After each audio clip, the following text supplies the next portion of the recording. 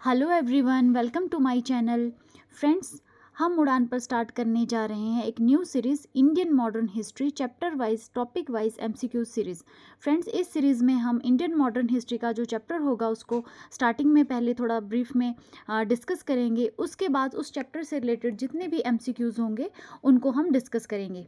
Friends, इसमें जो भी एमसीक्यूज़ लिए गए हैं उनको प्रीवियस ईयर क्वेश्चन से उठाया गया है, जो कि ऑल इंडिया लेवल पर जितने भी एग्ज़ाम हुए हैं डिफरेंट एग्ज़ाम से इन क्वेश्चंस को उठाया गया है।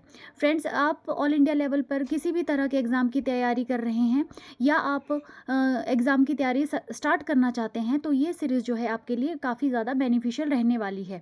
अगर आपकी इंडियन मॉडर्न हिस्ट्री अभी तैयार हो चुकी है तो ये सीरीज़ आपके लिए एक प्रैक्टिस का काम करेगी। और अगर आप एक बिगिनर हैं और अपनी जो है प्रिपरेशन को स्टार्ट करना चाहते हैं तो ये आपको थोड़ा सा आइडिया देगी कि एग्ज़ाम में किस तरह के क्वेश्चंस बनते हैं। फ्रेंड्स, तो इंडियन मॉडर्न हिस्ट्री की अगर हम बात करें तो जनरली तो इंडियन मॉडर्न हिस्ट्री को जो है 1857 ऑनवर्ड जो है 1947 तक जो है माना जाता है, लेकिन हम जो है इंडियन मॉडर्न हिस्ट्री को यहाँ पर जो है स्पेक्ट्रम के अकॉर्डिंग जो है वो रीड करेंगे। और स्पेक्ट्रम में जो है इंडियन मॉडर्न हिस्ट्री को जो है एडवेंट ऑफ यूरोपियन से स्टार्ट किया गया है। मतलब कि स्पेक्ट्रम के अकॉर्डिंग इंडियन मॉडर्न हिस्ट्री को का जो पीरियड है वो माना गया है कि जब से यूरोपियंस ने जो है इंडिया में आना स्टार्ट किया था, उस समय से लेकर जब तक कि वो इंडिया में रूल करते हैं और यहाँ से चले जाते हैं, उस वो जो सारा पीरियड रहता है उसको इंडियन मॉडर्न हिस्ट्री में काउंट किया जाएगा। तो फ्रेंड्स, हमारा जो पहला आज टॉपिक रहने वाला है वो रहने वाला है एडवेंट ऑफ यूरोपियंस, जिसमें कि हम पोर्तुगीज़ और डचेस के बारे में यहाँ पर डिस्कस करेंगे। फ्रेंड्स, एमसीक्यूज़ क्वेश्चन को स्टार्ट करने से पहले हम थोड़ा सा डिस्कस कर लेते हैं यूरोपियंस के बारे में और वर्ल्ड के बारे में कि उससे इस दौरान जो है वर्ल्ड हिस्ट्री में और इंडिया में क्या चल रहा था। सो फ्रेंड्स, इंडिया में जो पहले यूरोपियन कंट्री है जो इंडिया में सबसे पहले आती है तो वो होते हैं पोर्तुगीज़। और इंडिया से जाने वाली जो पहली कंट्री पहली जो लास्ट यूरोपियन होते हैं वो भी पोर्तुगीज़ ही होते हैं। स्ट्रेटेजिकली अगर देखें तो पोर्तुगीज़ इंडिया में जो है सबसे पहले आते हैं और सबसे लास्ट में 1961 में जो है ये इंडिया से जाते हैं। फ्रेंड्स, यूरोप की अगर हम बात करें तो यूरोप में जो है 7th सेंचुरी के आसपास जो है रोमन एम्पायर का जो है डिक्लाइन वो स्टार्ट हो जाता है। और उस दौरान जो है वो सेंट्रल एशिया में जो है वो अरेब्स जो है वो उनकी डोमिनेशन बढ़ने लग जाती है और वो इजिप्ट और पर्शिया पर जो है कंट्रोल कर लेते हैं। ठीक है। और यूरोप में जो है मेनली उस वक्त जो है क्रिश्चियनिटी ज़्यादा डोमिनेट कर रही होती है। और जो है अरेब्स जो और जो यूरोपियंस होते हैं इसमें जो है अपने जो रिलीजन है इसको लेकर भी काफ़ी कॉन्फ्लिक्ट्स रहते हैं। मतलब कि यूरोपियंस जो है वो क्रिश्चियनिटी को एक्सपैंड करना चाहते हैं और जो अरेब्स हैं वो जो है मुस्लिम जो रिलीजन है उसको जो है एक्सपैंड करना चाहते हैं यूरोप में। ठीक है फ्रेंड्स, तो इंडिया और जो यूरोप है उसके बीच में जो है डायरेक्ट ट्रेड तो नहीं होता है। सारा ट्रेड जो है वो सेंट्रल एशिया के थ्रू ही होता है और सेंट्रल एशिया में जो है मेनली रूल रहता है अरेब्स का। और अरेब्स का रहता है कि अगर यूरोपियंस को जो है इंडिया से ट्रेड करना है तो उनको या तो जो है इस्लाम को अपनाना पड़ेगा या फिर जो है उनको काफ़ी ज़्यादा टैक्सेस जो है वो पे करने पड़ेंगे अरेब्स को। तो इस तरह से जो यूरोपियन कंट्रीज़ थी उनको जो है काफ़ी इंडिया से जो ट्रेड करना है थ्रू अरेब्स जो है काफ़ी ज़्यादा एक्सपेंसिव लग रहा था और वो जो है इंडिया के लिए जो है डायरेक्ट सी रूट जो है वो फाइंड करना चाहते थे। ठीक है। अगर हम यूरोप की बात करें तो यूरोप में जो है इस टाइम जो है दो जो कंट्रीज़ होती हैं, एक पोर्तुगीज़ और जो स्पेन होते हैं वो काफ़ी ज़्यादा जो है डोमिनेट कर रहे होते हैं। और इस दौरान जो है 15th सेंचुरी के आसपास जो है यूरोप में जो है एक स्पिरिट होती है, रेनिसा भी आ जाता है और वहाँ पर जो है वो कॉल ऑफ एक्सप्लोरेशन जिसको बोलेंगे, मतलब कि वहाँ पे एक तरह से जो इंडस्ट्रियलाइजेशन स्टार्ट हो जाता है और जो है वहाँ पे शिप बिल्डिंग का जो है नेविगेशन जो है इसमें काफ़ी ज़्यादा एडवांसमेंट होने लगती है।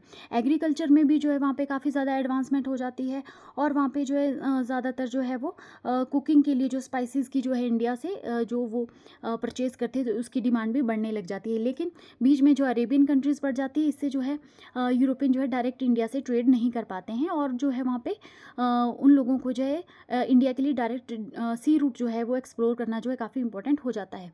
तो इस दौरान क्या होता है कि इस दौरान जो पोर्तुगीज़ जो होते हैं वो जो है निकल पड़ते हैं कि अब जो है एक तरह से वो ठान लेते हैं कि इंडिया को जो है हमें डायरेक्ट सी रूट से ही जो है हमें जो है वो एक्सप्लोर करना पड़ेगा। जो वहाँ के एक प्रिंस होते हैं, प्रिंस हेनरी जो पोर्टुगीज होते हैं, उनका तो निक नेम भी पड़ जाता है नेविगेटर, क्योंकि वो इतने कीन होते हैं इंडिया के लिए जो है सी रूट फाइंड करने के लिए कि उनका नेम ही जो है वहाँ पे नेविगेटर जो है पड़ जाता है। लेकिन जो प्रिंस हेनरी होते हैं वो उनका ये ड्रीम फुलफिल होने से पहले ही जो उनकी डेथ हो जाती है। उसके बाद जो है 1494 में जो है एक ट्रीटी होती है, ट्रीटी ऑफ टॉर्डिसिलास। इस ट्रीटी के जो अंतर्गत जो है पोर्तुगीज़ और जो स्पेन है जो वो जो है नॉन क्रिश्चियन जो क्रिस्टेनियन जो वर्ल्ड होता है उसको जो है एक इमेजिनरी लाइन जो अटलांटिक ओशन में ड्रॉ करके जो है 2 पार्ट्स में डिवाइड कर देते हैं। इस लाइन के अकॉर्डिंग जो है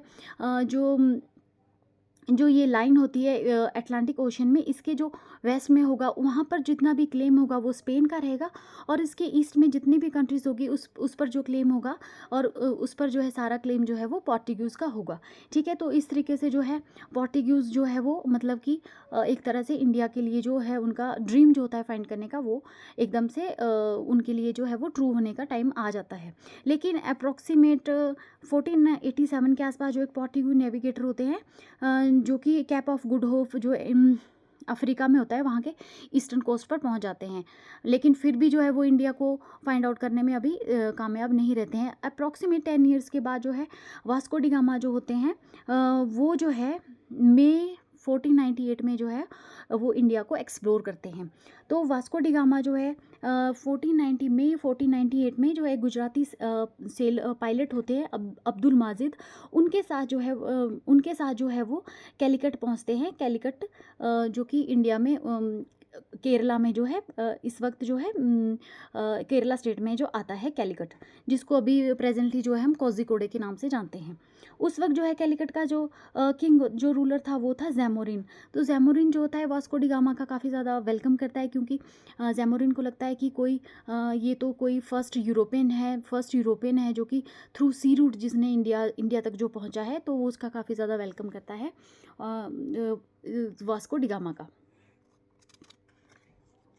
उसके बाद फ्रेंड्स क्या होता है, वास्को डी गामा जो है अप्रॉक्सीमेट 3 मंथ्स तक जो है इंडिया में रहता है, और उसके बाद 3 मंथ्स के बाद जो है जैमोरिन जो है इसको काफ़ी सारा जो है यहाँ से एज अ गिफ्ट काफ़ी सारा जो है वो सामान देता है, जिसको कि वो यूरोप में जाके काफ़ी डबल ट्रिपल रेट पे जो है उसको वहाँ पे वो ट्रेड कर देता है और काफ़ी सारा बेनिफिट वहाँ से वो बना लेता है। ठीक है, उसके बाद जो है पेड्रो अल्वराज कैब्रल जो है वो इंडिया आता है। वो भी इंडिया में जो है अपना जो फैक्ट्री एस्टेब्लिश करता है 1500 AD के आसपास। उसके बाद वास्को डी गामा जो है फिर से जो है 1501 में इंडिया में आता है, और वो जैमोरिन के साथ जो है ट्रेड करने की जो अपनी इच्छा जो है उसको जाहिर करता है। लेकिन वो जैमोरिन के साथ मतलब एक तरह की वो संधि करना चाहता है कि जो ऑलरेडी जैमोरिन के साथ ट्रेड कर रहे हैं, लाइक अरेब्स जो हैं, चाइनीज़ जो हैं, अदर जो पहले से ही वहाँ पे मर्चेंट्स हैं, तो वो वास्को डी गामा का मानना होता है कि जैमोरिन जो है सिर्फ पोर्तुगीज़ के साथ ही ट्रेड करे। लेकिन वास्को डी गामा की जो ये डिमांड होती है उसको जो है जैमोरिन मानने से इनकार कर देता है। उसके बाद जो है वास्को डी गामा जो है अपनी फैक्ट्री जो है कैनानोर में एस्टेब्लिश करता है, कैलिकट में करता है, और कोचीन में भी जो है अपने इंपॉर्टेंट ट्रेड सेंटर को वो एस्टेब्लिश कर लेता है। ठीक है, उसके बाद जो पोर्तुगीज़ के किंग होते हैं 1505 में जो है इंडिया में जो है एक गवर्नर को अपॉइंट करके भेज देते हैं for a period of 3 months. ठीक है, और जो इस गवर्नर का नाम होता है, इसका नाम होता है अल्मेडा, और अल्मेडा जो है वो एक पॉलिसी पे बिलीव करता है जिसको कि ब्लू वाटर पॉलिसी कहते हैं। अल्मेडा का मानना था कि अगर इंडिया पर जो अगर किसी को राज करना है तो उसको जो है इंडिया के जो वाटर है इंडिया के आसपास, मतलब कि इंडियन ओशन एंड अरेबियन सी, तो उस पर जो है इंडिया जो है किसी भी जो वहाँ पर जो है अपना स्ट्रॉन्ग होल्ड बनाना पड़ेगा, तो ही आप जो है इंडिया को वहाँ से कुछ बेनिफिट ले सकते हैं। तो इस पॉलिसी को जो है ब्लू वाटर पॉलिसी कहा गया था। ठीक है, उसके अल्मेडा के बाद जो है अल्फोंसो डी अल्बरक्यू आता है नेक्स्ट जो गवर्नर होता है, और अल्फोंसो डी अल्बरक्यू को जो है रियल फाउंडर ऑफ पोर्तुगीज जो है माना जाता है। ठीक है, अल्बरक्यू जो होता है वो गोवा को जो है सुल्तान ऑफ बीजापुर से 1510 में जो है एक्वायर कर लेता है। ठीक है। उसके बाद नीना डा कुन्हा आता है, जो कि जो है जो पोर्तुगीज़ की जो कैपिटल है उसको जो है कोचीन से गोवा शिफ्ट कर देता है। ठीक है। बहादुर शाह जो गुजरात का रूलर होता है उसको भी जो है नीना डी कुन्हा जो है अपने जो है शिप पर जो है धोखे से मरवा देता है। ठीक है। नेक्स्ट फ्रेंड्स जो है जो ये पोर्तुगीज़ होते हैं ये थोड़े से पायरेसी में भी इन्वॉल्व रहते हैं, और इनकी जो एक पॉलिसी रहती है कि उनको क्रिश्चियनिटी को ऑल ओवर वर्ल्ड में फैलाना है, ये भी जो है इनके डिक्लाइन का कारण बनती है। ठीक है।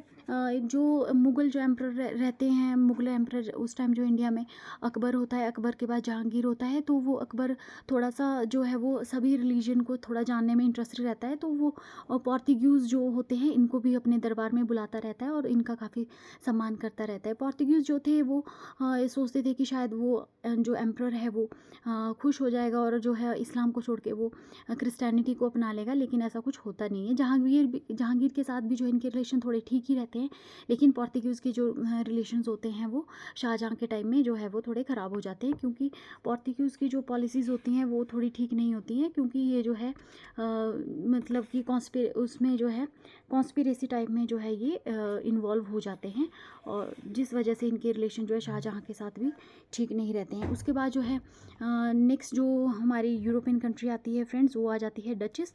और डचेस जो होते हैं ये मेनली ये ट्रेड में ही इन्वॉल्व रहते हैं।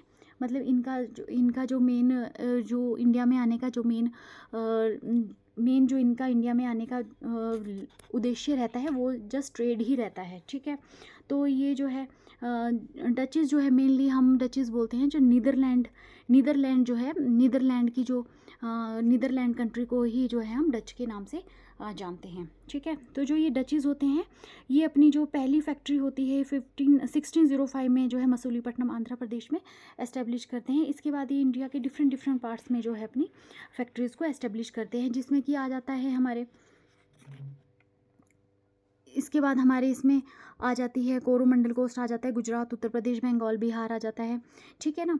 तो इन डिफरेंट सिटीज़ में जो है ये अपनी एस्टेब्लिश कर लेते हैं अपनी फैक्ट्रीज़ को। ठीक है। उसके बाद जो है डचेस का जो मेन जो है इंडिया में डिक्लाइन होता है वो एंग्लो डच वॉर से इनका डिक्लाइन हो जाता है, क्योंकि एक बैटल ऑफ हुगली हो जाती है हुगली होती है जिसमें कि डचेस का जो है इंडिया में डिक्लाइन माना जाता है। ये जो बैटल ऑफ हुगली होती है 1759 में होती है ईस्ट इंग्लिश मतलब ब्रिटेन और इनके डचेस के बीच में। ठीक है। इसके बाद जो है इस बैटल में जो है डचेस की बहुत बुरी तरीके से हार होती है, और डचेस जो है अपना इंटरेस्ट जो इंडिया में छोड़ के जो इंडोनेशिया की तरफ चले जाते हैं, और इस तरीके से डचेस का इंडिया में जो है वो जो भी उनका मतलब इंडिया में जो अपना इंटरेस्ट था वो एकदम से ख़त्म हो जाता है, और यहाँ पे ईस्ट इंडिया कंपनी जो है वो एस्टेब्लिश होना स्टार्ट हो जाती है। तो फ्रेंड्स आज का जो हमारे क्वेश्चन रहेंगे वो इन्हीं दो यूरोपियन जो कंट्रीज़ हैं पोर्तुगीज़ और डचेस इनके ऊपर बेस रहेंगे। बाकी उसके बाद हम नेक्स्ट चैप्टर में डिस्कस करेंगे about the English and the Frenches. So friends let's start with the question number 1। In which century did European came to India? 17th century, 18th century, 19th century and 15th century। तो friends the right answer is the 15th century.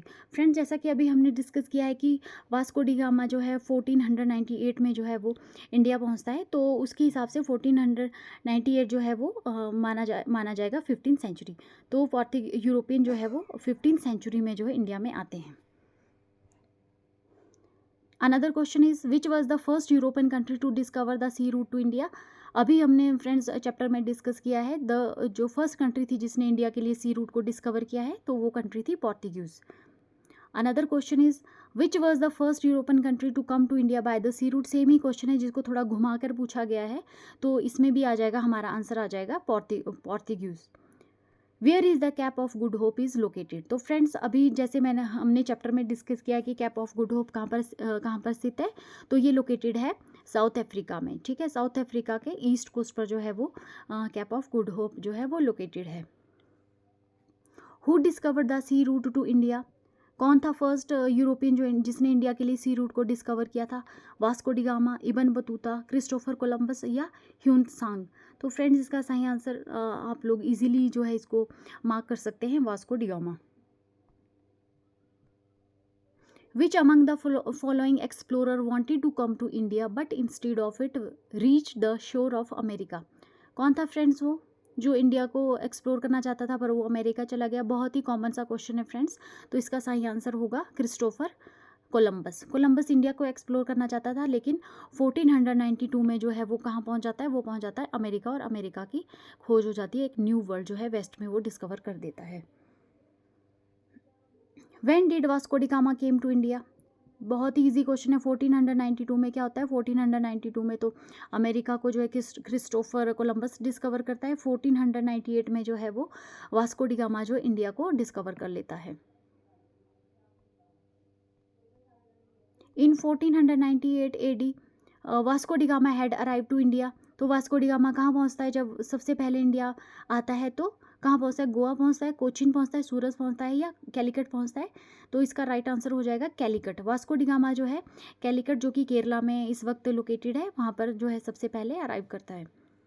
Another question is name the Indian king who welcome Portuguese traveller Vasco da Gama in Calicut. क्या नाम था उस king का? उस king का नाम था Zamorin.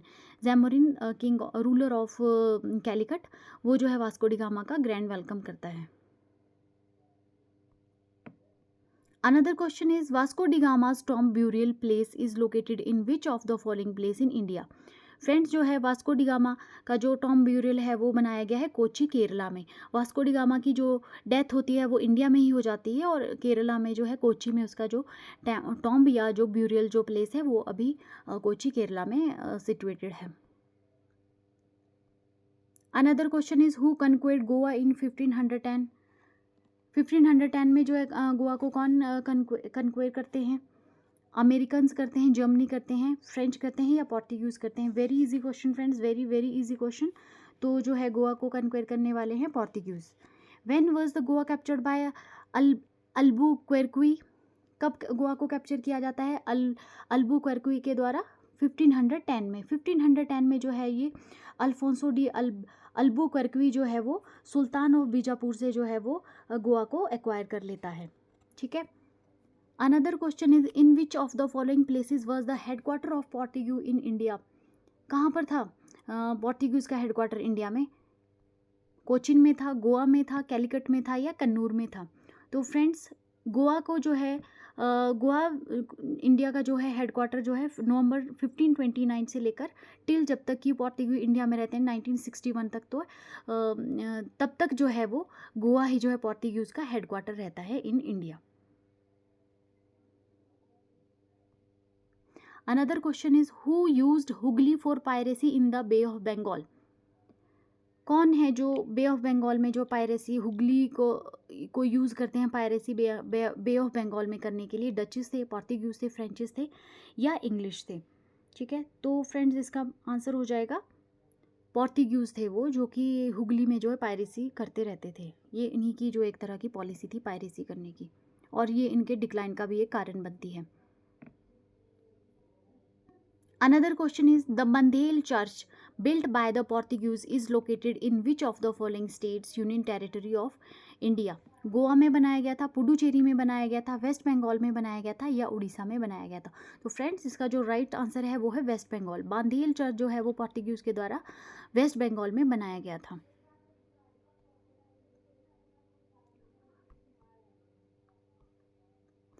Which of the following crops was brought to India by the Portuguese? Portuguese India में कौन सी क्रॉप लेकर आए थे? ओपियम लेकर आए थे, कॉफ़ी लेकर आए थे, बेटल नट्स लेकर आए थे, या चिलीज़ लेकर आए थे? तो फ्रेंड्स पोर्टुगीज जो है इंडिया में जो है चिलीज़ लेकर आए थे। मिर्ची जो आजकल हम यूज़ करते हैं वो पोर्टुगीज के द्वारा इंडिया में लाई गई है। Another question is what was the name of the cotton cloth brought by the Portuguese from Calicut India to Europe called? जो इंडिया से पोर्टुगीज जो है कॉटन को ले जाते थे उसको यूरोप में किस नाम से जाना जाता था? कैलिको के नाम से जाना जाता था। किस नाम से जाना जाता था? कैलिको के नाम से। Who among the following was related to the blue water policy? तो फ्रेंड्स अभी हमने डिस्कस किया ब्लू वाटर पॉलिसी किसकी थी? फ्रांसिस्को डी अल्मेडा की। ठीक है, फ्रांसिस्को डी अल्मेडा जो है वो फर्स्ट गवर्नर जनरल थे जो पोर्तुगीज़ के, वो ब्लू वाटर पॉलिसी पे बिलीव करते थे। मतलब कि इंडिया को, अगर किसी को भी इंडिया पर राज करना है तो पहले इंडिया के जो तीनों तरफ जो वाटर है उस पर जो है वो अपना जो है कब्जा करना पड़ेगा, तभी जो है आप इंडिया को एक्वायर कर सकते हैं। ठीक है, तो ये blue water policy Francisco de Almeida की थी, और इसके लिए इन्होंने कार्टरेज जो सिस्टम भी वहाँ पे चला दिया था। मतलब कि किसी को भी अगर इंडियन ओशियन या अरेबियन सी में एंटर होना है तो पहले जो है पोर्तुगीज जो है उनसे जो है परमिशन लेनी पड़ती थी। Who was a sorry who was the greatest Portuguese governor who led the real foundation of Portuguese power in India? कौन था वो जिसने जो है रियल पावर को, पोर्तुगीज पावर को इंडिया में एस्टेब्लिश किया था? अल्फोंसो डी अल्ब अल्बुक्वेर्क्यू जो था वो पोर्तुगीज गवर्नर, वो जो है रियल फाउंडर जिसको माना जाता है पोर्तुगीज का in India. The ruler of Gujarat Bahadur Shah was killed in a conflict with which of the following? Portuguese जो होते हैं वही रूलर जो गुजरात के होते हैं बहादुर शाह को, उनको जो है धोखे से जो है वो किल कर देते हैं। ठीक है फ्रेंड्स, तो इसमें क्या होता है ना कि जो ये पोर्तुगीज गवर्नर होते हैं नीना डी कुन्हा जो है वो, इनके साथ जो है बहादुर शाह जो एक जो है संधि कर लेते हैं against the Mughal emperor Humayun. ठीक है, तो उसके हिसाब से ये जो बहादुर शाह होते हैं ये पोर्तुगीज़ को जो है वो एक आइलैंड जो है बसीन में आइलैंड देने की बात करते हैं। ठीक है, वहाँ की डिपेंडेंसी और रेवेन्यू को पोर्तुगीज़ को देने की बात करते हैं कि अगर वो अगेंस्ट हुमायूं जो है बहादुर शाह की हेल्प करेंगे। ठीक है, और इसके अलावा जो है वो प्रॉमिस करते हैं कि वो दीव में भी जो है उनको एक बेस देंगे। ठीक है, लेकिन बाद में क्या होता है, जब हुमायूं 1536 में जो है गुजरात से चला जाता है तो उसके बाद जो है जो वहाँ के लोकल इनहेबिटेंट्स होते हैं उनके जो है पोर्तुगीज़ के साथ जो है कॉन्फ्लिक्ट होने लगते हैं, और बहादुर शाह खुद भी जो है इनकी जो पोर्तुगीज़ की जो इन्वॉल्वमेंट रहती है उससे जो है परेशान होने लग जाता है, और ये चाहता है कि जो भी इन्होंने जो है इसको जो है बसेन जो और जो अदर जो आइलैंड दिए इसमें जो है तो पार्टीशन कर दिया जाए एक तरह का। लेकिन फिर क्या होता है, इस दौरान जो है वो जो पोर्तुगीज़ होते हैं, ये जो किंग होते हैं बहादुर शाह जो रूलर होते हैं, इनको जो है एक शिप पर जो है नेगोशिएशन के लिए बुलाते हैं। लेकिन 1537 में एक शिप पर जो है वो नेगोशिएशन के लिए बुलाते हैं और इनको जो है वहाँ पे धोखे से मार देते हैं। ठीक है, तो ये होता है। ये उस टाइम जो है गवर्नर कौन था, गवर्नर जो पोर्तुगीज़ का था वो था नीनो डी कुन्हा। ठीक है, Which Indian city was gifted by the Portuguese as a dowry to King Charles II of England in 1662 AD for marrying to the sister of the king or Portuguese? ठीक है, तो कौन सी सिटी होती है जो Portuguese as a dowry? England में उस time क्या चल रहा होता है, उस टाइम जो है पोर्तुगीज की जो एक प्रिंसेस होती है उसकी मैरिज हो जाती है king Charles II of England के साथ इन 1662 में। ठीक है, तो उसमें एज अ डॉरी जो है ये पोर्तुगीज क्या करते हैं, एज अ डॉरी जो है इंडिया में जो है मुंबई वाला जो ये मुंबई जो सिटी है वो एज अ गिफ्ट में जो है इनको दे देते हैं इंडिया को। ठीक है, तो इंग्लैंड को जो है फ्री में ही एज अ डॉरी जो है वे मुंबई मिल जाती है, और पोर्तुगीज का यहाँ से एक तरह से सफाया ही हो जाता है। ठीक है,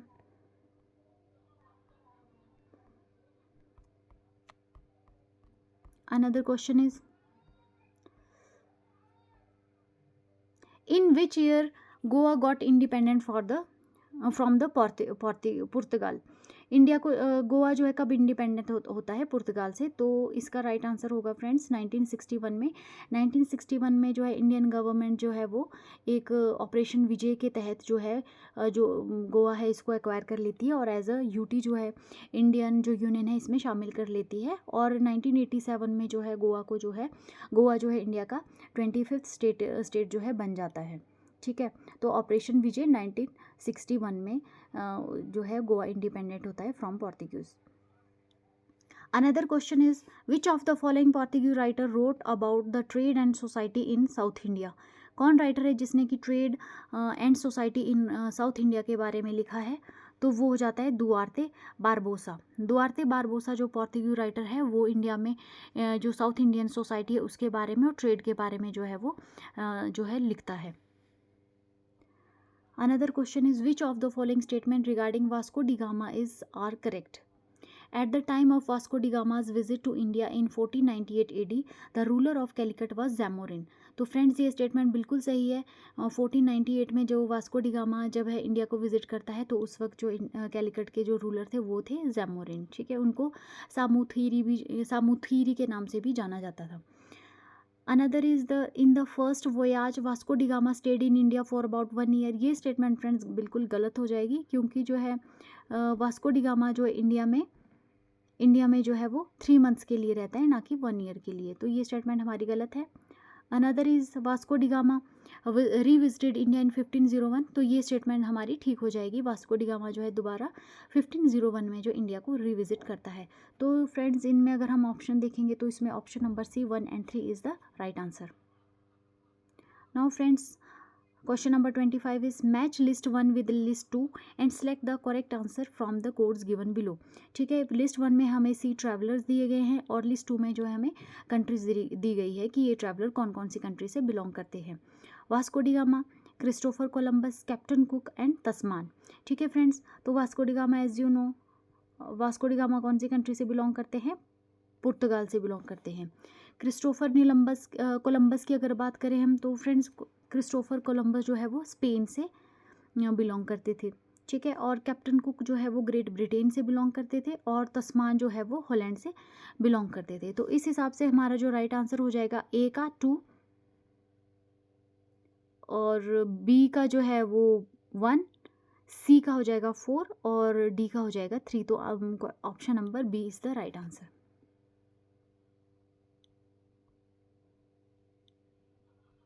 Now friends, let's discuss some questions about the Dutches. In which year the Dutch East India Company establishes its factory in Patna?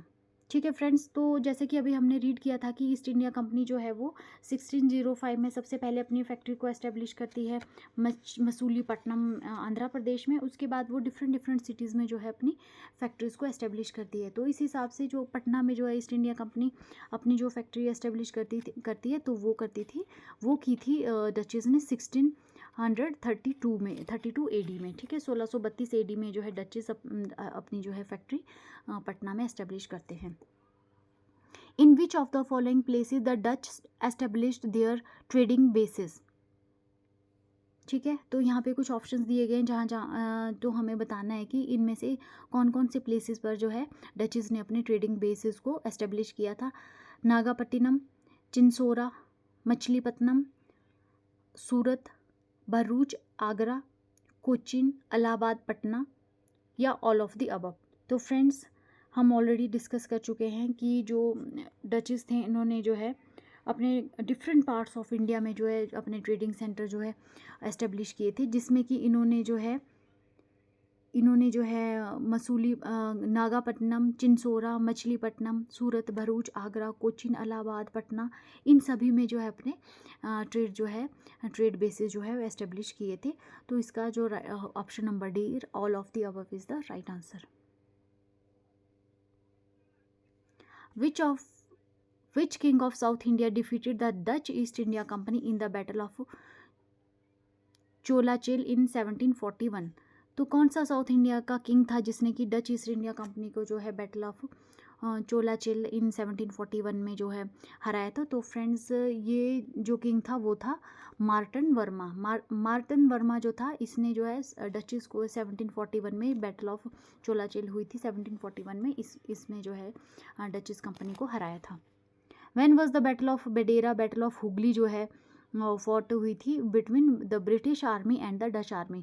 Friends अभी हमने डिस्कस किया कि जो बैटल ऑफ हुगली और जिसको बैटल ऑफ बेदारा के नाम से भी जाना जाता है, ये ब्रिटिश आर्मी और डचेस आर्मी के बीच में 1759 में हुई थी और यही बैटल जो है वो डिक्लाइन माना जाता है डचेस का इन India. Another is consider the following statement.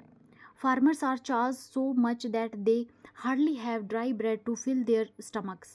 Which of the following European traveler had said the above statement about the condition of peasants in the Mughal Empire? Friends तो इसका right answer हो जाएगा Francisco पेल्सार्ट। ठीक है। Francisco पेलसार्ट ने जो है वो इंडियन जो फार्मर्स थे उनकी कंडीशन के बारे में जो है लिखा था कि मुग़ल एम्पायर के टाइम में जो है फार्मर्स की यहाँ पे क्या कंडीशन थी, तो उसका नाम हो जाएगा फ्रांसिस्को पेलसार्ट। फ्रेंड्स, ये जो क्वेश्चन है ये प्रीवियस ईयर जो है एसएससी में आया हुआ है, तो वहीं से मैंने ये क्वेश्चन उठाया है। With reference to the Indian history, consider the following statement. The Dutch established their factories godowns on the lands provided by Gajapati rulers in the eastern coast area. Alfonso de Albuquerque had captured Goa from the Bijapur Sultanate.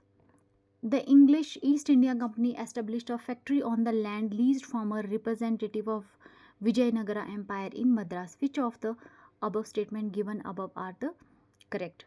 तो friends, इसमें जो है statement number अगर हम 1 की बात करें तो डचेस जो है अपने गोडाउन जो है गजापति रूलर्स ईस्टर्न कोस्ट पर जो है वो जो है इस्टेब्लिश नहीं करती, तो ये स्टेटमेंट हमारी जो है गलत हो जाएगी। अल्फोंसो डी अल्बुक्वेर्की जो है वो गोवा को कैप्चर करता है बीजापुर सल्तनत से, ये बिल्कुल सही स्टेटमेंट है। और ईस्ट इंडिया कंपनी जो है अपनी फैक्ट्री जो है वो उस विजयनगर जो एम्पायर होते हैं वहाँ से जो लैंड लीज पर लिया होता है उस पर जो एस्टेब्लिश करती है, तो ये स्टेटमेंट भी हमारी सही हो जाएगी। तो इस हिसाब से जो सही आंसर हो जाएगा हमारा, तो ऑप्शन नंबर बी है, second and third statement. The last question is match the following Dutch factories with their year of establishment. ठीक है, तो कौन कौन से ईयर में कहाँ कहाँ पर जो है डचेस ने अपनी फैक्ट्रीज़ को एस्टेब्लिश किया था। फ्रेंड्स, ये क्वेश्चन बहुत ही ज़्यादा ज़रूरी है क्योंकि एग्ज़ाम में इस तरीके से मैच करने के लिए जो है वो क्वेश्चन बनाए जाते हैं। तो अगर हम बिमलीपत्तम की बात करें, करईकल की बात करें, कोचिन की बात करें और चिंसोरा की बात करें, तो फ्रेंड्स बिमलीपत्तम में जो है फैक्ट्री एस्टेब्लिश की जाती है 1641 में। ठीक है, 1641 में। करईकल में फैक्ट्री जो एस्टेब्लिश की जाती है वो की जाती है 1645 में। कोचिन में जो फैक्ट्री एस्टेब्लिश की जाती है वो की जाती है 1663 में। और चिंसोरा में जो फैक्ट्री एस्टेब्लिश की जाती है वो की जाती है 1653 में। तो इस हिसाब से हमारा जो राइट आंसर है वो option number B is the right answer. तो फ्रेंड्स, इसके साथ ही हमारा ये टॉपिक जो है यहीं पर जो है समाप्त होता है। तो इसमें हमने दो जो यूरोपियन कंट्रीज़ थी जो इंडिया में सबसे पहले आई थी, पोर्तुगीज़ और डचेस, उनसे रिलेटेड जितने भी क्वेश्चन जो थे वो प्रीवियस ईयर्स में आए हैं उनको डिस्कस किया है। तो फ्रेंड्स, ये क्वेश्चन जो है आपको हेल्प करेंगे इस चैप्टर को समझने में और किस तरीके के क्वेश्चन जो है एग्जामिनेशंस में बनते हैं। तो फ्रेंड्स, अगर आपको मेरी वीडियो पसंद आ रही है तो प्लीज़ वीडियो को लाइक कीजिए, मेरे चैनल को सब्सक्राइब कीजिए। नेक्स्ट जो हमारा टॉपिक रहेगा वो रहेगा the English and the Francis जो इंडिया में उसके बाद आते हैं। इसके ऊपर हम ब्रीफ डिस्कशन करेंगे और फिर उससे रिलेटेड जितने भी MCQs हैं जो प्रीवियस ईयर्स में बने हैं उसको हम डिटेल में डिस्कस करेंगे। तो फ्रेंड्स, इसके साथ ही ये वीडियो मेरी समाप्त होती है। Thank you so much.